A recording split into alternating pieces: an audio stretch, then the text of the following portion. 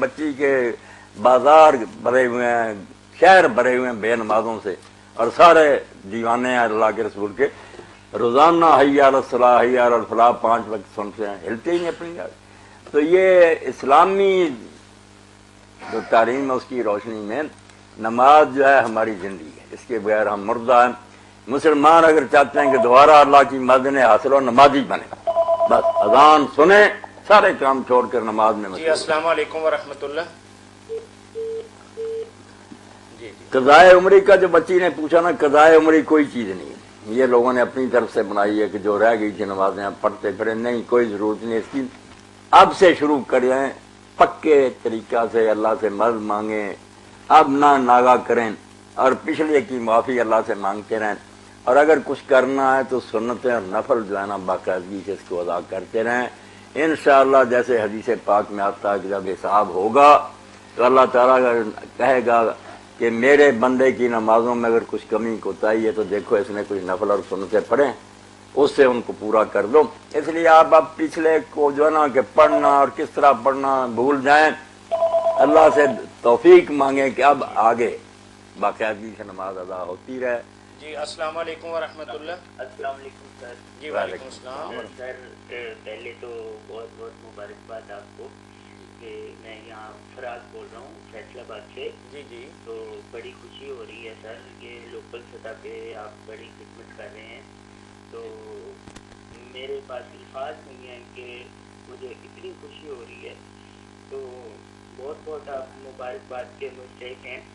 تو سر یہ آج یہ تھی کہ یہ جو آج کل یہ معاملات ہو رہے ہیں، یہ اسلام کے نام پہ کچھ لوگ اس طرح کی یہ جو حرکتیں ہو رہی ہیں، یہ آپ کو پتہ ہی ہے، یہ جو بم بلاسٹ اور یہ وہ، تو بحیثیت مسلمان تو میرا خیال ہے کوئی اس طرح کی حرکت نہیں کر سکتا، تو یہ کیا ہو رہا ہے، اس کے بارے میں کیا حکم ہے، یہ ہم اسے کس اینگل سے لیں گے؟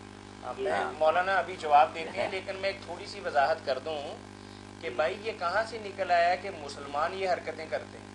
کوئی بھی کر سکتا، مسلمانوں کو بدنام کیا ہاں ہے، یہ کہہ سکتے ہیں آپ کہ یہ کیا ایسے مسلمان تو ایسے ہو ہی نہیں سکتے، جو مسلمان ہے جس نے کلمہ پڑھ لیا ہے وہ اس طرح کا تو کام کر ہی نہیں سکتا۔ جی مولانا فرمائیں۔ آپ نے جو ہمارے لیے اچھے جذبات کا اظہار کیا، اللہ اس کی جزائے خیر دے آپ کو۔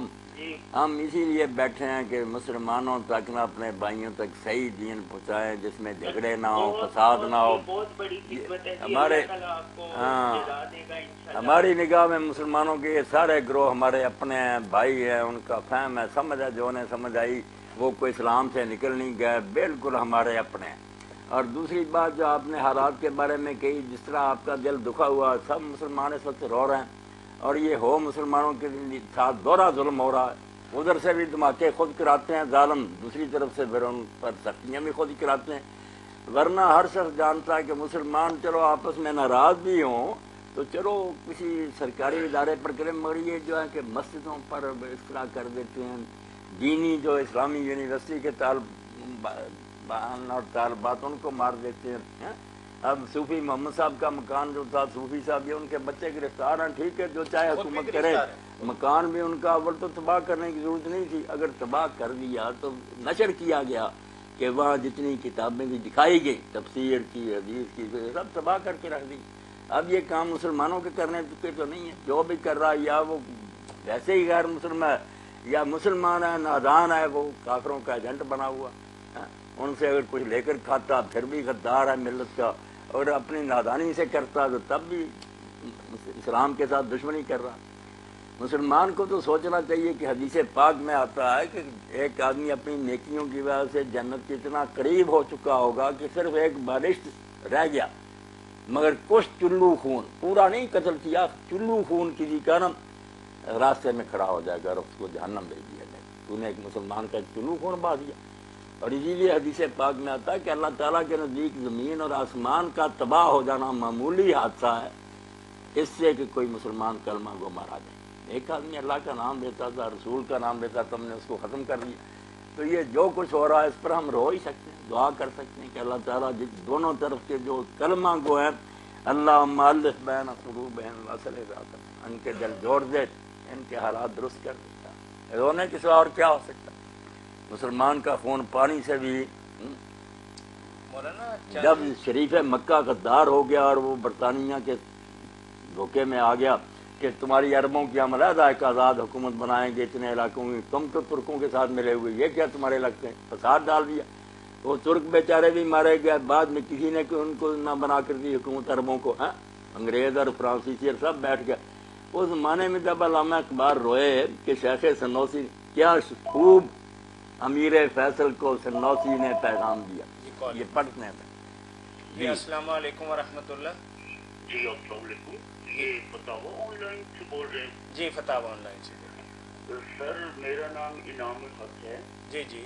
تو یہ اگر میں کوئی ذاتی نوعیت کا کوئی کوشچن پوچھنا چاہوں آپ کے ادارے میں اگر حاضر ہو کے تو اس کی اجازت ہو سکتی ہے؟ یہ میں ممکن ہے بھائی؟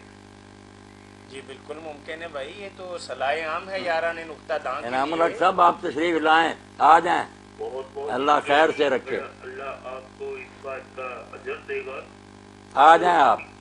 ایک میرا سوال تھا بھائی جان جی جی. کہ یہ جو فرقہ واریت یہ جو پھیل رہی ہے، کوئی کہتا ہے جی میں فلاں گروہ سے ہوں، کوئی کہتا ہے میں فلاں گروہ سے ہوں، تو میرا یہ خیال ہے کہ اسلام میں تو اس چیز کا کوئی گنجائش نہیں ہے. تو یہ کیوں ہو گیا ہے؟ یہ کیا حساب کتاب ہے؟ ذرا تھوڑی سی روشنی فرما بس دیجیے. اس پر روشنی ڈالتے ہی رہتے ہیں ہم، اسی لیے بیٹھے ہیں. انعام الحق صاحب آپ بالکل ٹھیک کہتے ہیں کہ اسلام میں اس کی کوئی گنجائش نہیں کہ پوچھا جائے آپ کون ہے تو آپ بتائیں میں شیعہ ہوں، میں سنی ہوں، میں اہل حدیث ہوں، میں فلاں ہوں. کوئی نہیں، یہ باتیں نہیں. صرف یہ کہو کہ اننی من المسلمین، میں مسلم، اور سارے بھائی ہیں، دین کو ماننے والے ہیں، اللہ رسول کے پروانے ہیں. صرف سمجھ کا فرق ہے. ایک آدمی کی سمجھ میں آتا ہے شاید کہ یہ تشریح ہے، دوسرا سمجھتا ہے یہ روایت صحیح ہے، ایک کہتا ہے یہ نہیں صحیح. ورنہ کسی کا اللہ کے ماننے میں، رسول کے ماننے میں کوئی اختلاف نہیں، سب دینی بھائی. تو آپ آئے ادارے میں انشاءاللہ نا، جو ہم سے ہو سکا تعاون کریں. آپ ہمارے بھائی ہیں، آپ کے مسئلہ کے حل میں جو ہو سکا ہم بالکل ساتھ دیں گے. اللہ خیر سے رکھیں. مولانا ایک بہت بڑی کمی تو آپ کے شہر کے حوالے سے میں بھی عرض کروں گا کہ آپ یہاں دیکھتے ہیں کہ جس طرح کی چیز چاہیے دکانیں اس طرح کی بنی ہوئی ہیں، لیکن اگر کوئی آدمی خالص دین اسلام چاہتا تو اس حوالے سے وہ بیچارہ واقعی بات یہ ہے کہ انعام صاحب کی کہاں جائے، جہاں جائے گا تو اس خاص مکتب فکر کا ہی. اب بھی بہت میرے مسلمان بہن بھائی ایسے ہیں جو چاہتے ہیں کہ ان جھگڑوں سے نجات پائیں. سیدھا سادہ اسلام جو اس کو مانے، اللہ کریم ہے، رسول علیہ السلام کریم ہے، انشاءاللہ جنت ہی سب کا مقام ہوگا. مل کر رہیں، محبت کریں، کوئی دشمنی نہ ایک دوسرے سے کرے. کیوں کرنی؟ کلمہ نہیں پڑھ رہے، کعبہ کو منہ نہیں کرتے، اذانے نہیں دے رہے. جزاکم تو اللہ. شیخ سنوسی رحمۃ اللہ علیہ جو بہت بڑے مجاہد تھے، فرانسیسیوں سے انہوں نے بہت دیر ٹکر لی. تو انہوں نے امیر فیصل جو تھا اس شریف مکہ کا بیٹا، وہ بھی بڑا چیلا بنا ہوا تھا نا اس بغاوت کا، تو اس کو انہوں نے پیغام بھیجا. تو اقبال کہتے ہیں کیا خوب امیر فیصل کو سنوسی نے پیغام دیا، تو نام و نسب کا حجازی ہے پر دل کا حجازی بننا. کہلانے میں تو عرب کہلاتا، سید کہلاتا، مگر تو نام و نسب کا حجازی ہے پر دل کا حجازی بننا. السلام علیکم ورحمۃ اللہ. وعلیکم السلام ورحمۃ اللہ وبرکاتہ. درمیان میں وہ اپنا یہ پڑھنا تھا، میں نے سوال کیا تھا اسی کا تھوڑا سا کنٹینیوشن ہے. جی کوئی بات نہیں. ہیلو جی جی سن رہے ہیں. کریں. ہاں وہ یہ ہے کہ نبی کریم صلی اللہ علیہ وسلم نے جن لوگوں کو نہیں دیکھا ہوگا اور ان کے بارے میں وہ مولانا صاحب نے ایلیبریٹ کیا تھا، لیکن مزید اس زمانے کے لحاظ سے جو اتنی پریشانیوں، اتنی تکلیفوں، اتنا رولے کا زمانہ ہے، اس زمانے میں ہم کس طرح سروائیو ہو سکتے ہیں کہ ہم بھی اس مرتبے اور اس مقام کو پہنچ جائیں کہ اللہ تعالیٰ ہمیں بھی ان لوگوں کے صف میں لے آئے. بالکل بالکل آپ کے خدام میں شامل کریں. ہاں امین صاحب آپ نے جو سوال کیا